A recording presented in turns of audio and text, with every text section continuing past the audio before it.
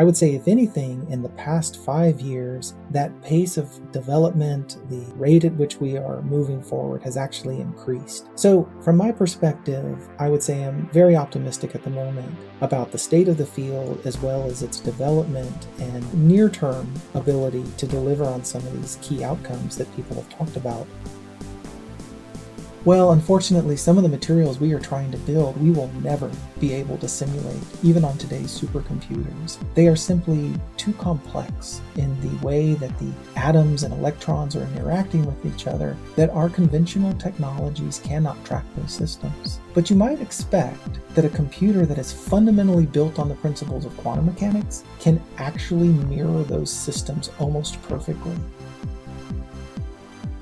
My expectation is that the future of quantum is to have a diversity of technologies. We will find that each of these modalities actually fits certain use cases. From Orion X in association with Inside HPC, this is the At HPC podcast. Join Shaheen Khan and Doug Black as they discuss supercomputing technologies and the applications, markets, and policies that shape them. Thank you for being with us. Hi, everyone. Welcome to the At HPC podcast. I'm Doug Black with Shaheen Khan. And with us today is our special guest, Travis Humble. He is director of the Quantum Science Center, which is a Department of Energy funded partnership comprised of leading academic institutions, national labs, and corporations. He's a distinguished scientist at Oak Ridge National Lab and director of the Oak Ridge Quantum Computing Institute. He holds a joint faculty appointment with the University of Tennessee Bredesen Center for Interdisciplinary Research and Graduate Education, working with students on energy-efficient computing solutions. So, Travis, welcome. Oh, thank you, Doug. It's a pleasure to be here. Okay, so tell us a little bit about your areas of focus in quantum and some of the R&D work you've been involved with of late. I've been working in the area of quantum science and technology for, about 2 decades now. A lot of that started with my initial research in quantum chemistry and how to control chemical reactions. But when I came to Oak Ridge National Laboratory almost 20 years ago, I immediately got immersed in the area of quantum computing.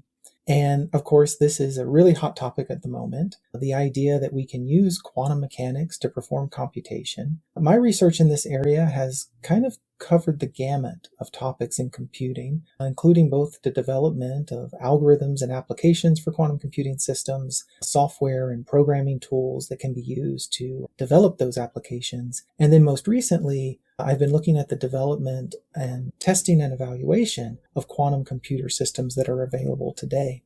Alongside of my research program, I am also leading the Quantum Science Center's research agenda, and this is broadly focused around the idea of building new types of quantum technologies, especially the development of quantum materials for topological qubits, the development of new types of quantum simulation platforms, and this is using quantum computers to specifically investigate chemical and material processes, and then the development of quantum sensor platforms, which can be applied to really exotic phenomena, including the search for dark matter, as well as the development and demonstration of quasi-particles and quantum materials.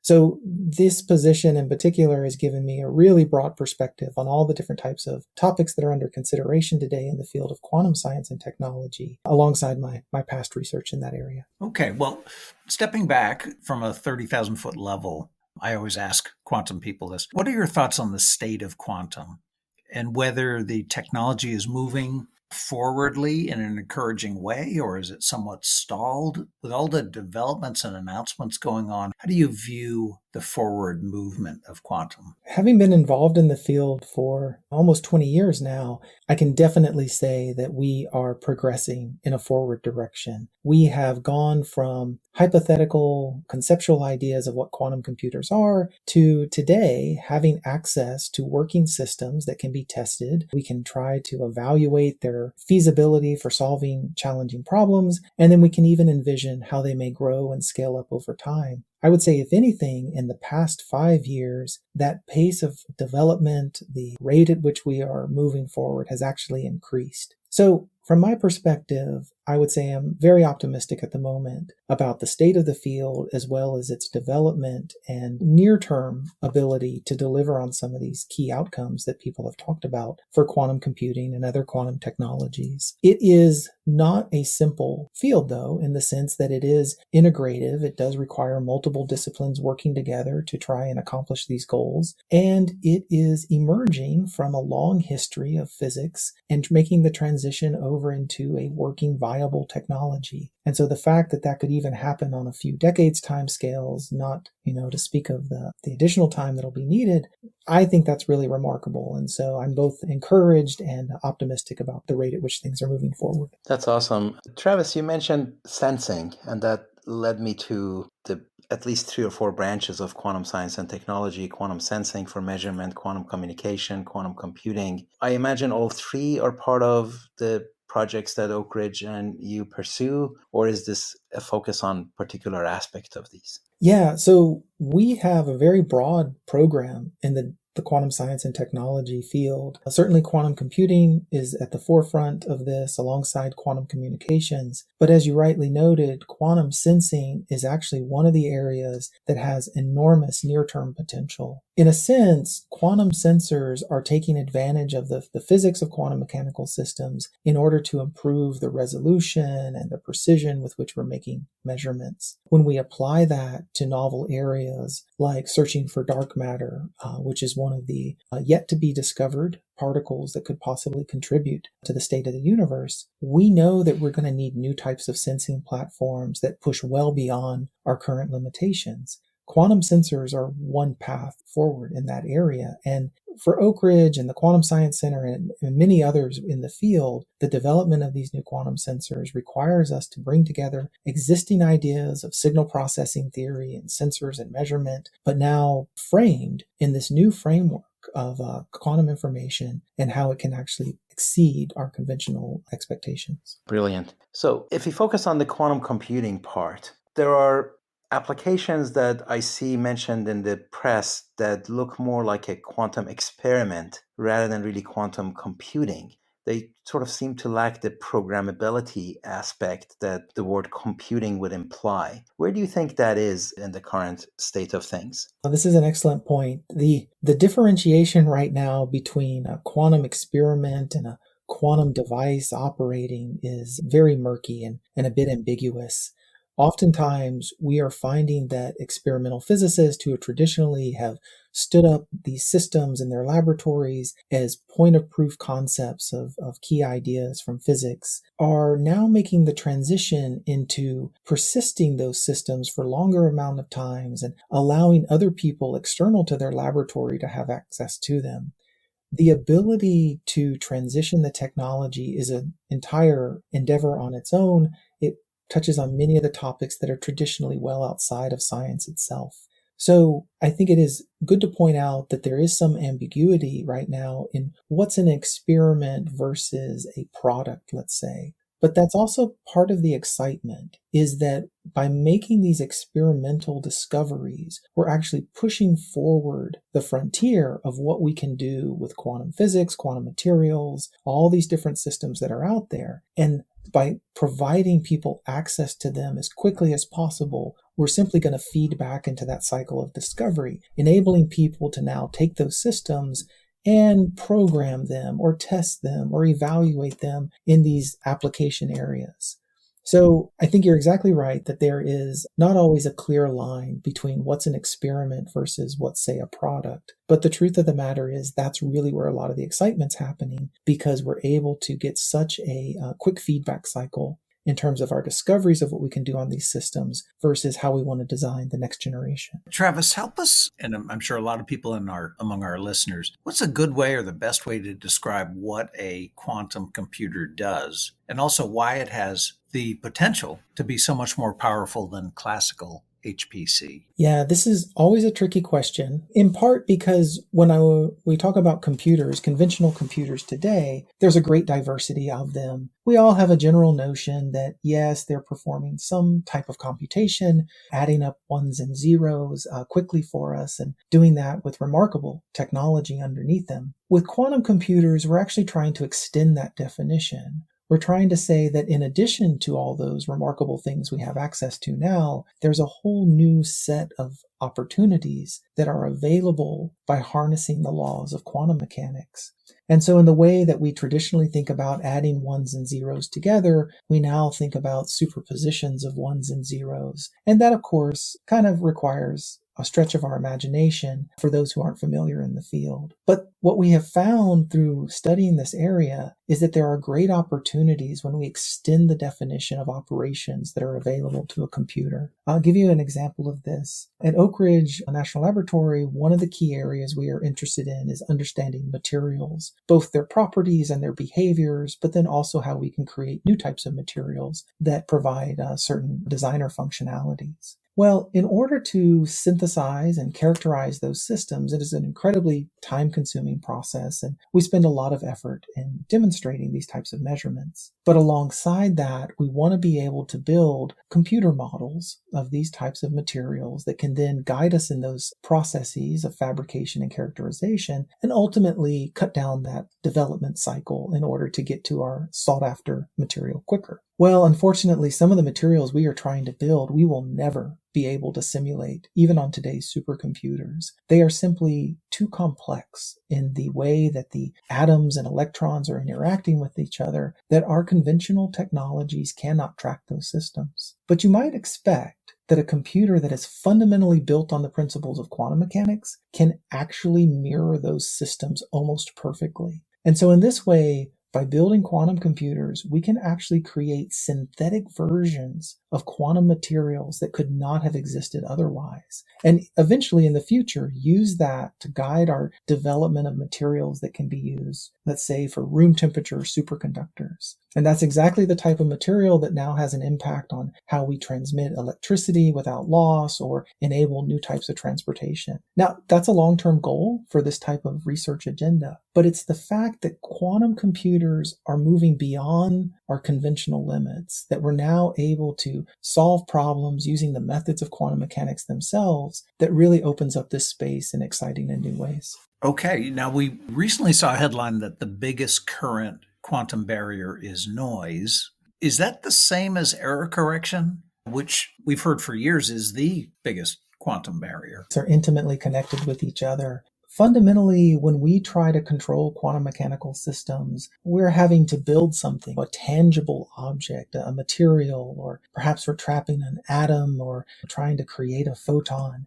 And these quantum particles are not only very small and very sensitive, but the ability to control them and bend them to our will is oftentimes a noisy process. So we try to create an atom at a certain location in a material, and it's actually off by an angstrom or two, and that can have huge repercussions for how that material behaves. So within quantum computing technology, we're actually now focused on how do we mitigate the errors and the noise that's occurring through the processes by which we create these technologies. Now, one of the approaches to that is something called error correction, which is you actually create a reinforcement method that monitors the state of your material or your quantum system. And then when it detects an error, it will have feedback into how that system behaves to try to correct for that error. Now, the error correction methodologies that are available today and the ability to integrate them into a system that behaves fault tolerantly, that is to say that it can tolerate the presence of errors and faults, is a really complex problem and right at the state of the art of the field at the moment. So we have existing quantum technologies that we can learn from. And one of the things that we are learning is that we are going to need error correction and fault tolerance in order to scale those technologies up to the sizes and performance that we expect is necessary to try and solve some of these most challenging problems. And it's possible to detect the noise and distinguish it from a proper manipulation of the qubits. How does it know that this is noise and the other thing wasn't noise, it was meant to be? Oh yeah, this is really subtle. Quantum mechanicals themselves are very sensitive to their environment. And what I mean by this is if I have a material and it's not in an absolute vacuum and not interacting with anything around it, then there's always going to be some transfer of energy and noise and information between that and its surroundings. The ability to distinguish that type of process from something that I deliberately chose to do to that material is the balance between the error correction paradigm and my straightforward operation of the quantum system itself. So one of the engineering challenges, both at the architecture level as well as the programming level, is to understand how to interleave error correction and the operations that you want that system to do. By performing error correction, I can, like you suggested, identify what were the mistakes that were made. Not necessarily understanding how they were made, but I'll know that mistakes were present. And then by monitoring the operations that I ask the system to perform, I can now drive it towards a given outcome. Maybe I'm adding together multiple numbers, or I'm trying to simulate a quantum material. In all of these cases, I've got to interleave these two methods together. Now, one of the consequences of this is that I am now adding operations to my system's execution. It's effectively, in order to combat noise, I've got to do more operations, and of course that can add noise to the system as well.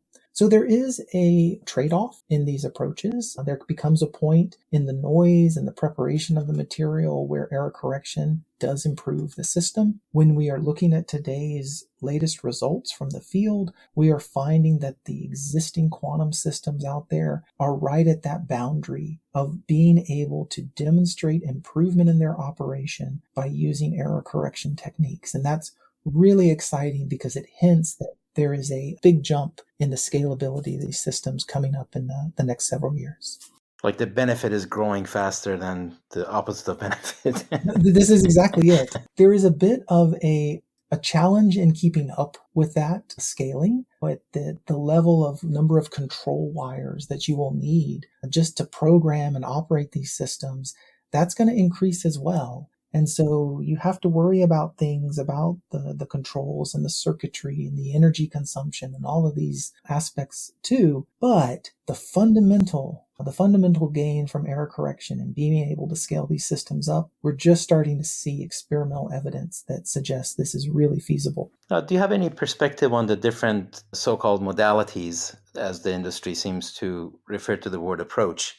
Because it seems to me that if you start with just the fundamental particles, photons, atoms, ions, and as of recently, even molecules, that you could really harness their quantum effects. Is there any modality that looks more promising than others, or are we still kind of in the discovery mode? I definitely think that all of the modalities under consideration are exciting areas and certainly warrant continued exploration. I am hard-pressed to say that any one of them actually stands out as being the number one contender across all use cases. Truthfully, my expectation is that the future of quantum is to have a diversity of technologies. We will find that each of these modalities actually fits certain use cases. And this isn't entirely foreign from a computing perspective. When I look at a modern computing system, I have specialized subsystems around memory and algorithmic processing and graphical processing and the communication of data between systems. And that kind of diversity in the technology is something that we have not seen in quantum computing and other areas yet. So I fully expect that we will see these other technologies, all of these technologies, continue to develop and mature, and that the real excitement comes when they start to be able to interact with each other. Because now it's a bit like having multiple types of materials for building a new empire. And in this case, that quantum computing empire, I think, will make use of all the different modalities that are out there. So this is almost like I have GPUs, I have FPGAs, I have other custom ASICs, and they all are good for what they're good for, some more than others, but I, in practice, will need access to all of them to be able to do everything. So in that sense, the quantum computer is not one thing, but will manifest itself in multiple different ways. Is that a fair way of saying it? I think so. I think the long-term architecture for these types of systems won't be made out of a single technology element because there are competing concerns in the functionality. In some cases, I need to very quickly process instructions. So I'm going to want to use the technology that has the fastest clock available to it. But in others, I want to move information very quickly and I'm not necessarily trying to process things. So now I need something that can move very fast, but doesn't have these other requirements on it. And of course, this gives rise to the idea, well, now I've got to transfer information back and forth between these systems. So it's certainly, in my vision at least, that the technology, quantum technology of the future is a collection, very much like you were suggesting, of different components and different pieces networked together. That's not to say that there won't be specialty devices that are developed along the way, but in the grandest version of the future, I do think we need a diversity of approaches. Travis, you're director of both the Quantum Science Center and Oak Ridge's Quantum Computing Institute. Could you give us thumbnail sketches of the missions of those two organizations? Oh, absolutely. So the Quantum Science Center, or QSC, is one of the Department of Energy's National Quantum Information Science Research Centers. These are a research program established by the National Quantum Initiative back in 2018. And the purpose of the centers is actually to tackle really substantial problems, challenges in the field of quantum science and technology. QSC is one of 5 that the Department of Energy has sponsored. QSC itself is a partnership of 16 different institutions, including industry, academia, as well as other national labs. It includes almost 300 staff, students, and interns working on a very broad and aggressive research program, partly looking at the development of quantum materials for new devices, the development of quantum simulators for predictive capabilities and scientific discovery, and then the development of new types of quantum sensors. And what is unique about QSC and the fact that it has all these different stakeholders is that we're able to integrate them and focus on these 3 mission areas and basically accomplish new types of approaches to quantum technology that wouldn't have been available otherwise. Now, the center and its sister centers that are funded by DOE are all under the umbrella of the National Quantum Initiative, and so they're very high profile and aggressive efforts. The Quantum Computing Institute that is established at Oak Ridge National Laboratory actually has been around now for just over a decade. Its purpose is to integrate together our capabilities in the areas of quantum computing and computational science. So, of course, Oak Ridge is home to Frontier, the world's fastest supercomputer at the moment. And so one of the key questions that we are asking ourselves is, what does the future of high-performance computing and supercomputing look like? And how does quantum computing as a technology integrate into that future computational ecosystem? I certainly don't think quantum computers themselves displace all of computing technology. Instead, it's more of a partnership and an integration of these new types of approaches to solving problems with our existing workflows. So the Quantum Computing Institute, or QCI, actually examines that particular issue, both looking at the current quantum hardware that's available, but then also the types of workflows and application tools that we're going to need in order to integrate this technology in the future. That's brilliant. It really is such a great necessary thing to do. What do you think the challenges are in integrating quantum computing into supercomputing? You mentioned about application areas, so that leads into the software infrastructure. But the other part that I really wanted to press on, in addition to software, is training. What is the state of that? Is it necessary to have a quantum mechanics, quantum physics background to be able to formulate the problem into something that quantum computers can solve? Or is that something that can be abstracted away for more of a traditional programmer types to use? Yeah, this is a great question and really an exciting part of what's happening in the field at the moment. So just like we were talking about earlier, the transition out of the experimental physics laboratory into a computer lab or even data center is a pretty big jump for a technology or an idea. And what comes with that is an additional set of concerns, and as well as a lowering of the priority of some of the physics concern that would have been dominated in the laboratory. But in the high-performance computing environment, there are things that you are concerned about in terms of the operational reliability, the power, weight, size, performance of these systems? How do you physically integrate them together? Some of these technologies are very exotic and they come with them safety hazards that aren't traditional for HPC environments, as well as requirements on their performance and their behavior. And you need a workforce that can both understand and monitor these types of requirements, but then also operate and facilitate the usage of these types of facilities. So at Oak Ridge, as part of the QCI and something we call the Quantum Computing User Program, we are actually using our access to today's quantum computers to try and train ourselves on what these types of concerns are. So some of this is learning the language of quantum computing, at least at the basic level. No, not everybody has to have a master's in physics or electrical engineering to access these systems, but they do need to understand some of the fundamental principles about what's important and when do I know if things aren't working correctly. But even more fundamental to that is, why do I want to use a quantum computer in these types of facilities? Quantum computers themselves are not commodity devices. They are high performance platforms for solving select sets of problems. And for Oak Ridge, scientific discovery and technology innovation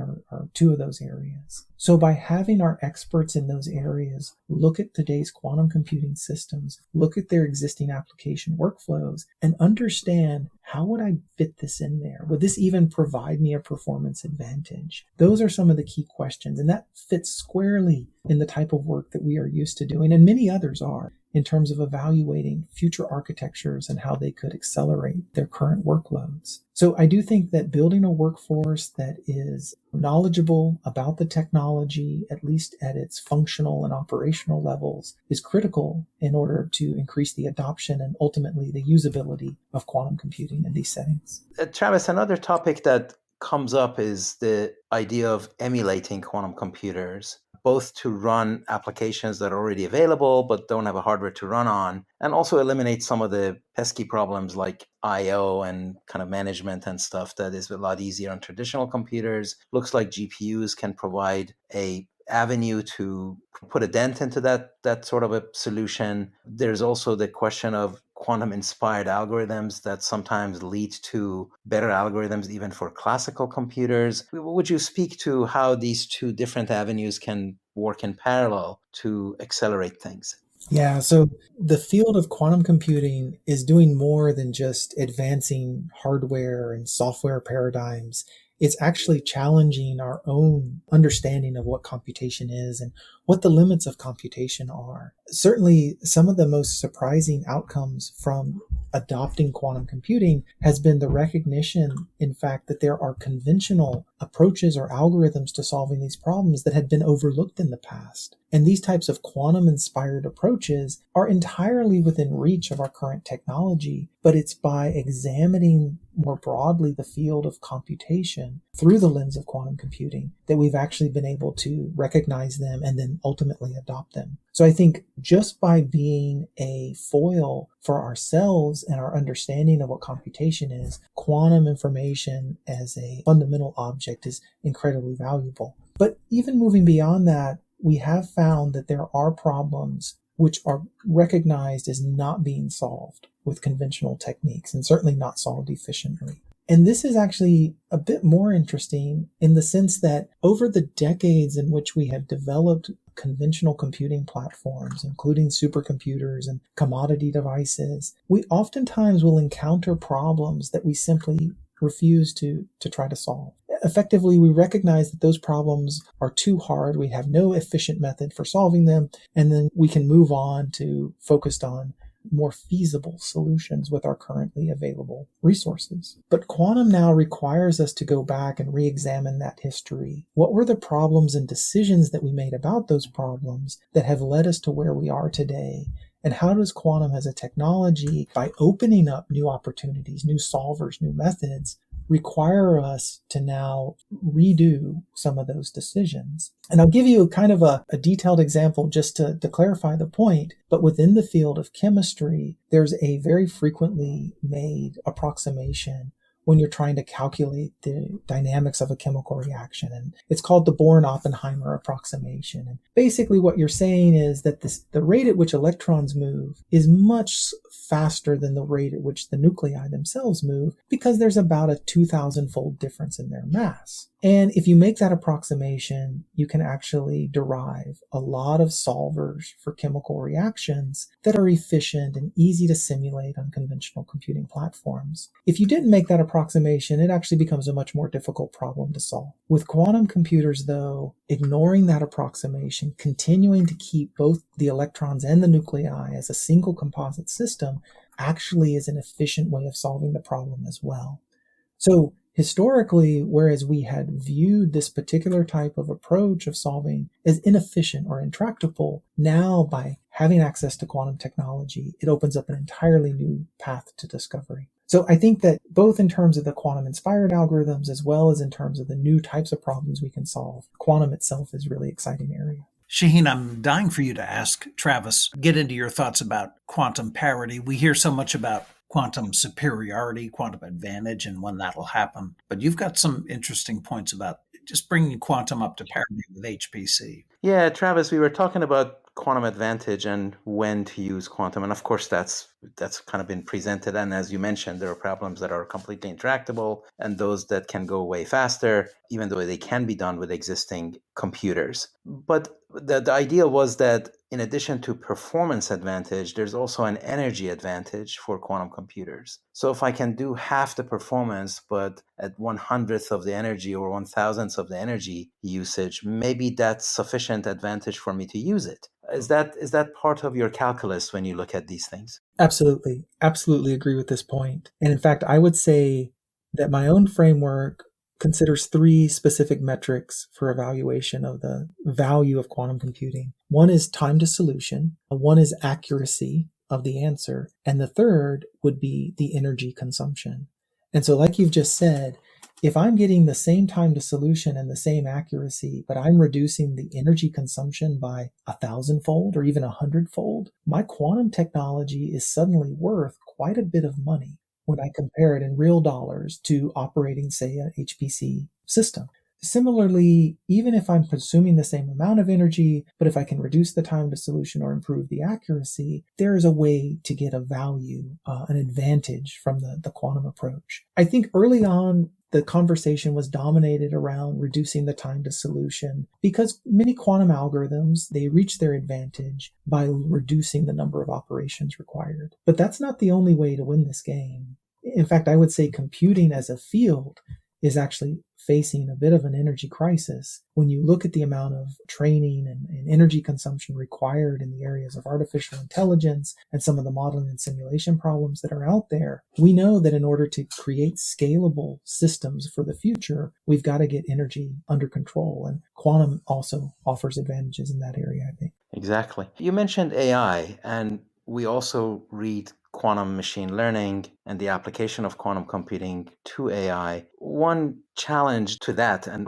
complexity to that is that AI traditionally is known as an area that needs a lot of data. And quantum computing is not exactly the platform where you want to feed terabytes of data into and out of. So how does that work? In what way is the problem formulated or simplified to allow quantum computers to add value to AI? Yeah, this is a great point. And I would say that this I/O issue, input-output, with a quantum computing system is well recognized in that it is not easy to load data into a quantum computer. I should say it's not easy to load classical data into a quantum computer. And especially for machine learning applications, artificial intelligence, where you're doing training, oftentimes you need lots of these data pairs in order to perform that type of training operation loaded into the system. People are exploring this. They're trying to come up with ways of using autoencoders and other types of methods for compressing that information and getting as much as possible into those systems. But it does feel like there's a fundamental bottleneck in the conversion of conventional classical bits, ones and zeros, into the quantum representation. One alternative to that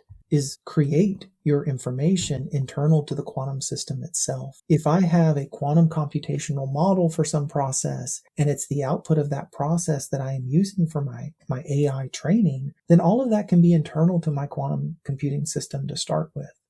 And this is one way to try to reduce that I/O bottleneck. It does require me to have a model upon which I want to train things, but that is actually a conventional challenge within the field of machine learning anyway. So I think there's a lot of value in continuing to explore that area. Some of it is crouched in the technology and the hardware bandwidth limits, but other parts of it may come from novel algorithm development and how to extend those applications to this setting. So final question, Travis, is how do people get engaged with Oak Ridge, and what sort of resources you have available that might be a good topic of collaboration? We actually have several different points of contact that you can reach out to engage with Oak Ridge National Laboratory as well as the Quantum Science Center. Of course, we have a website set up for qscience.org. You can go there to find out more about the Quantum Science Center and our mission, as well as email and social media handles. In addition, the Quantum Computing Institute has a website, quantum.ornl.gov, where you can find more about our mission as well as our activities. I would also encourage people to look for the Quantum Computing User Program. This is hosted at the Oak Ridge Leadership Computing Facility, and it's a great way to test and evaluate current quantum computers. So please feel free to check out that. And then, of course, always feel free to send me an email. I'm always looking forward to meeting new people and learning about ways that we can partner together. Brilliant. Thank you so much. Wonderful. Thank you as well. We've been with Travis Humble. Thanks so much for being with us. Thank you. It's been a pleasure. That's it for this episode of the At HPC podcast. Every episode is featured on InsideHPC.com and posted on OrionX.net. Use the comment section or tweet us with any questions or to propose topics of discussion. If you like the show, rate and review it on Apple Podcasts or wherever you listen. The At HPC podcast is a production of OrionX in association with Inside HPC. Thank you for listening.